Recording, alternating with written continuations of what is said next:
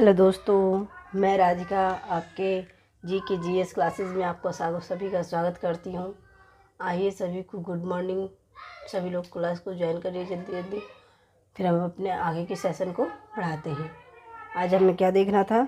तो आज हमें अपनी देशांतर मतलब लैंगिट्यूड देखना। ठीक, जल्दी से सभी लोग क्लास को ज्वाइन करिए, फिर हम अपने आगे के सेशन को बढ़ाते हैं। ठीक, तो हेडिंग डाल लीजिए देशांतर रेखा। देशांतर रेखा।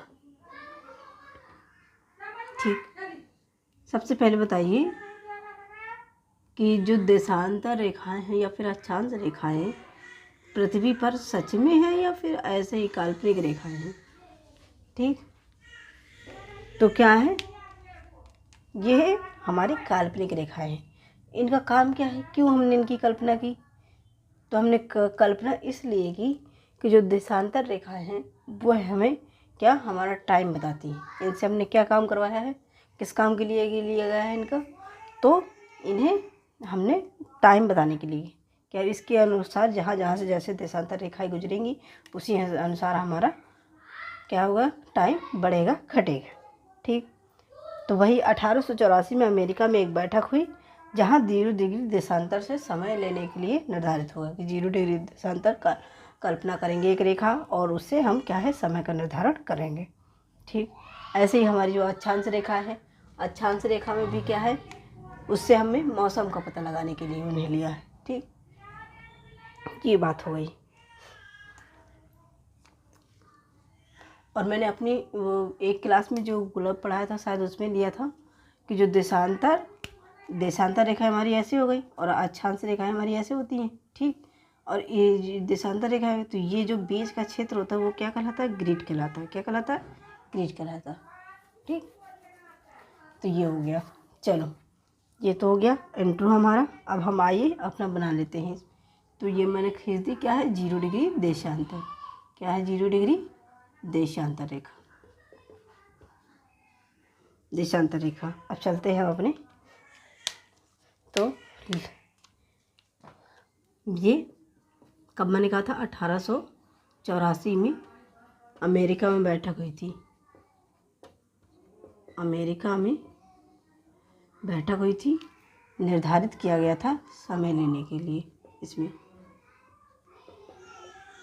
निर्धारित किया गया समय लेने के लिए।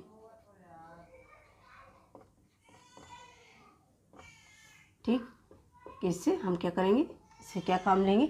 तो समय का निर्धारित करने के लिए। जो हो गया हमारा। अब ये किस महासागर से होकर जाती है? तो तीन बड़े महासागरों से होकर जाती है। 3 बड़े महासागरों से, छोटे और भी हैं, इम्पॉर्टेंट भी जानेंगे मन को आगे। 3 बड़े महासागर। सबसे पहले ऊपर हमारा क्या पड़ेगा? तो सबसे पहले ऊपर हमारा आर्कटिक महासागर। क्या पड़ेगा? आर्कटिक महासागर। आर्कटिक महासागर, अटलांटिक महासागर,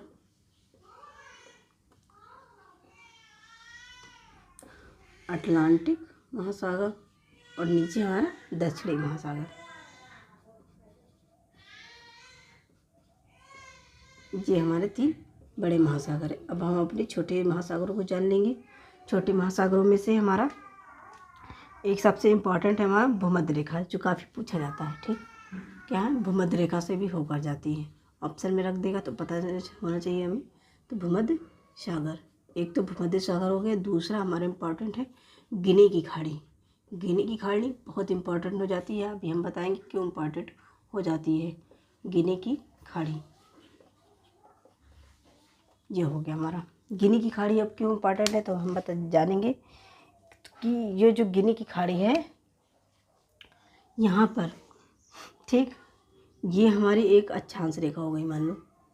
ठीक, तो ये 0 डिग्री देशांतर और ये हमारी विषुवत, दोनों 0 डिग्री यहाँ पर काटती हैं। ठीक, अब यहाँ पे जो काटेंगी तो ये यहाँ पर कहलाता है गिनी की खाड़ी, इसलिए इम्पोर्टेंट हो जाता है। कहाँ पर काटती है? तो ये है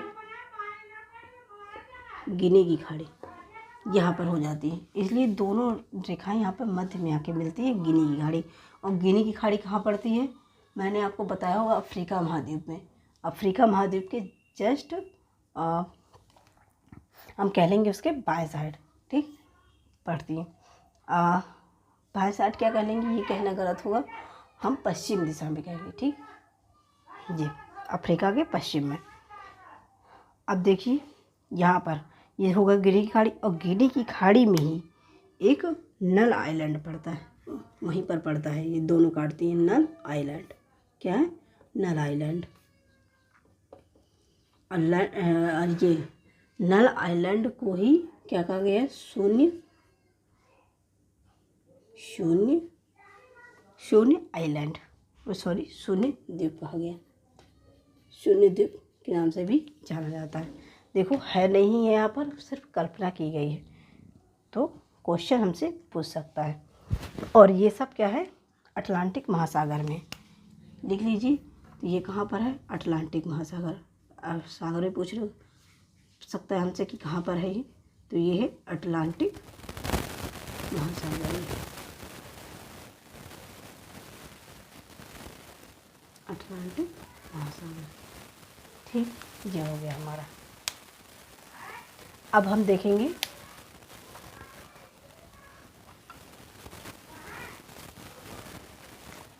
आगे चलते हैं हम अपना, ये सारा कुछ नोट डाउन करते जाइए, और कुछ भी इसमें एक भी फैक्ट फालतू का नहीं है, ठीक। तो अब देख लीजिए मध्याह्न रेखा कितने, मतलब ये 0 डिग्री कितने द्वीपों से हो जाती है, ठीक, कितने महाद्वीप से। तो महाद्वीप कौन कौन से हैं जान लेते हैं। तो ये महाद्वीप हो जाएगा हमारा, पहले तो यूरोप, ठीक, कहाँ, यूरोप। फिर कहाँ जाएगी हमारा, अफ्रीका, ठीक, अफ्रीका जाएगी। फिर इसके बाद हमारा जाएगी, ये कहाँ जाएगी, तो अंटार्कटिका, कहाँ जाएगी, अंटार्कटिका। और आप सभी लोगों को पता है कि अंटार्कटिका में कोई नहीं रहता, बस कुछ रिसर्च सेंटर है जो सभी देशों के। अब देखिए यूरोप पे कितने देश हैं। तो यूरोप में हमारे यूके, फ्रांस, क्या है, यूके, फ्रांस, और एक और देश है हमारा, कौन सा, तो स्पेन। यूके, फ्रांस, स्पेन, ये हो गया हमारे 3। अफ्रीका में देख लीजिए अल्जीरिया, माली, बुर्किना फासो, क्या है, अल्जीरिया,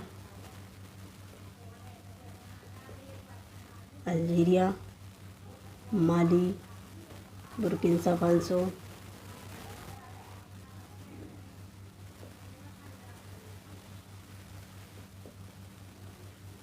ठीक। अगला हमारा बुर्किना फासो के बाद टोबैको, घाना, टोबैको, उसके बाद में है घाना।